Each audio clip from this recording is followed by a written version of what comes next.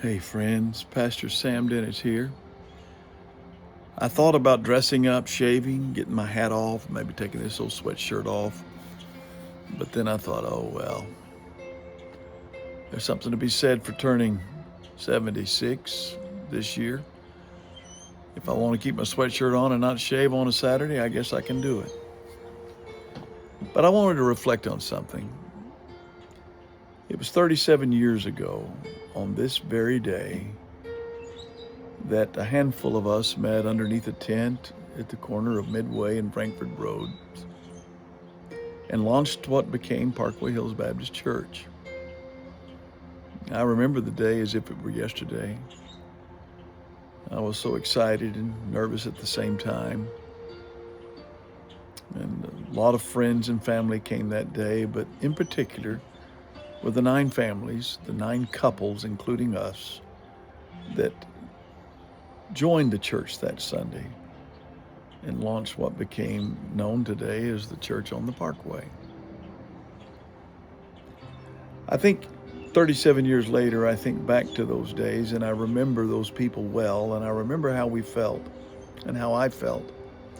And I think the thing I've learned through the years, especially now that I'm older, is that it had a lot less to do with me and even a lot less to do with those 9 families and a lot more to do with God.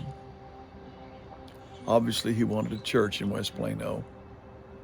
And even though it confused me when other churches came in and began to grow, and some of them got bigger than us, because in my mind, I thought we would need to be the largest church.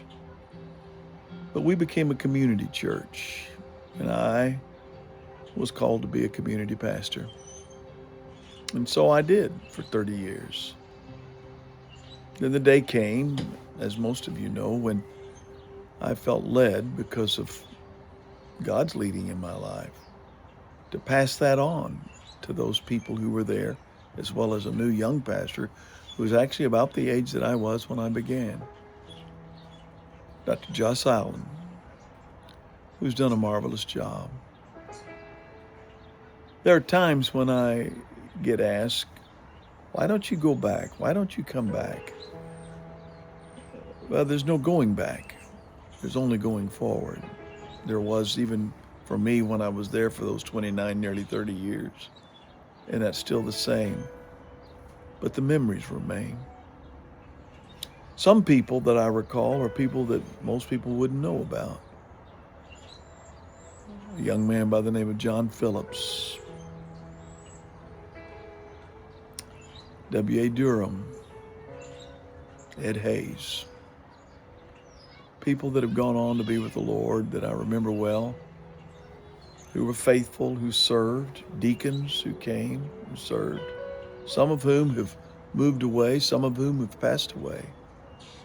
Others have joined other churches, but some are still there at Parkway Hills.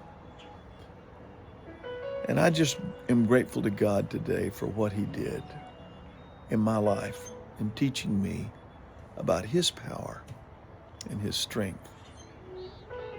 I was fortunate to pastor one church for nearly 30 years. A lot of pastors don't get to do that. But I believe it's because of God's call on my life, not because of anything I did special. And so today I remember. It's a story, the church story, and it's still being told today.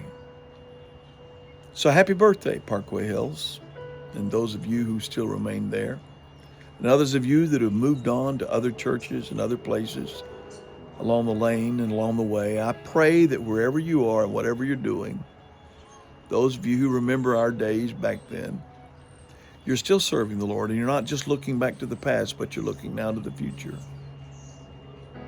Case in point, Belinda and I have started a new Sunday school class in the church that we attend. And guess who's teaching tomorrow? Not me, but a wonderful young lady who will do a great job tomorrow. Belinda and I are the hosts, and I teach a lot, but others will teach more.